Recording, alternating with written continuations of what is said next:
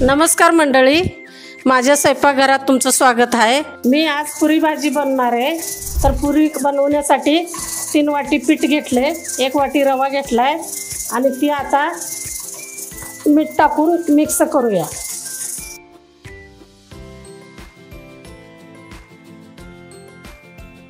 आता ही गव्हाचं पीठ आणि रवा आणि मीठ टाकून सगळं पीठ मिक्स करून घेतले। तर आता आपण पीठ मळून घेऊया। आता ही पीठ मळून झालं या। तर आता आपण चांगलं मळून मळलं या। तर आता ही घट्ट बी लई नाही, लई पातळ बी नाही। लई पातळ केलं तर पण पुरी काय बरोबर येत नसती आणि लई घट्ट बी मळलं तर पुरी फुगत नसती। तर पीठ ही मळून आता व्यवस्थित झालंय। तर आपण आता ह्याला ठेवून देऊया 10 मिनिटं। तर आता बटाटा भाजी करून घ्यायची। तर मिरची घेतली, लसूण घेतलाय, कोथिंबीर, अद्रक, जिरं, हळद।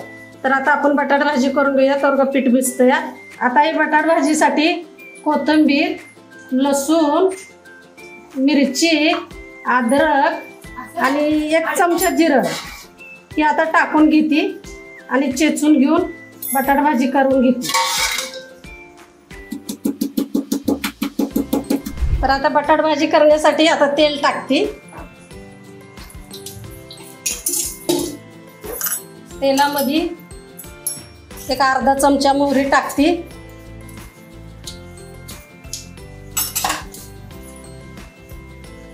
अर्धा चमचा जिरं टाकते,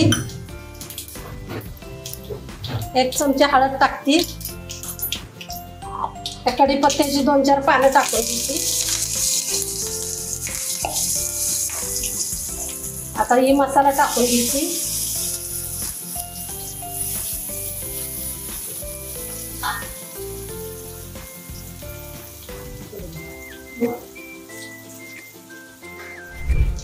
आता मी टाकून घेते मसाला भाजला या।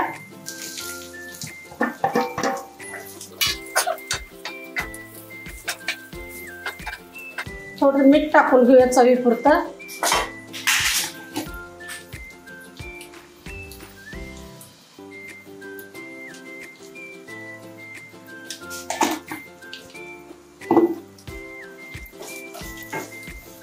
चांगली बटाटा भाजी भाजून घेऊया।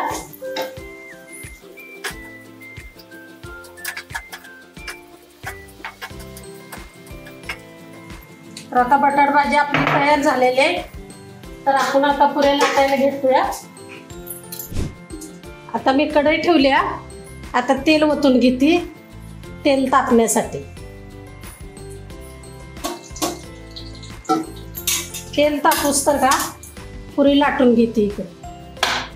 आता तेल तापूस तर का मी पुरी लाटून घेते।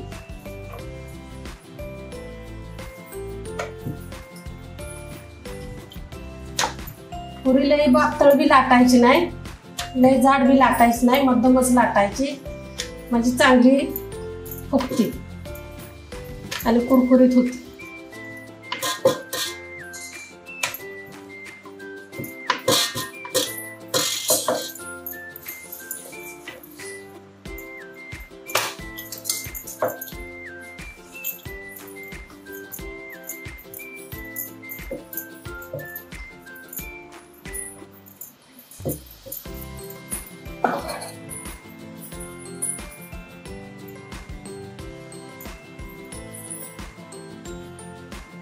आता मी पुरी काढून घ्यायला।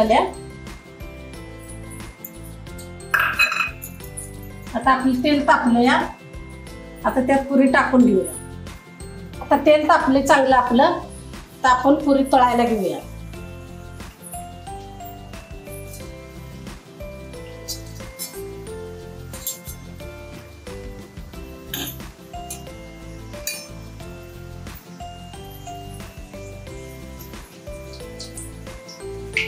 मंदच गॅस ठेवायचा, खास लई नाही करायचा।